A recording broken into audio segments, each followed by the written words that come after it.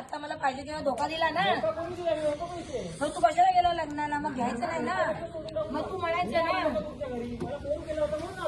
तू घरी आला होता का नाही? तू घरी आला होता का नाही? मग तू बाळा पिंगण्याचे तू व्याजाने घेतलेले पैसे 20,000 रुपये तेव्हा मी दिले नाही का?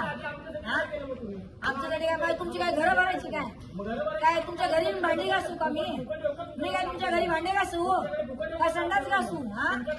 आता किती शिन्या काय करतो बघते ना मी तुला. शिन्या किंवा शिन्याची बायको संडास धुवायला येईल की बघते काय बघतो. मग काय अपेक्षा करतो तू आमची? तू आमच्याकडनं अपेक्षा कशी काय करतो? मग तू घेतला म्हणून मी म्हणलं कशाला दिला? घेतला कशाला? मग आला कशाला? मग तुला यायचंच नव्हतं. तुला मतदानाला यायचं नव्हतं ना. तुला मतदानाला यायचं नव्हतं ना. मग तू कशाला घेतले? अण्णाला सांगितलं होतं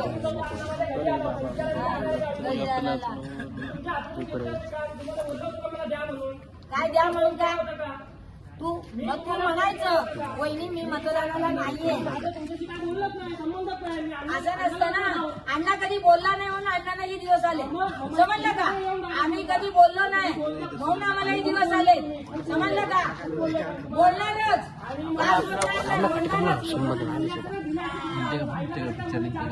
आई समोर बोलले मी. प्रूफ कसा आहे?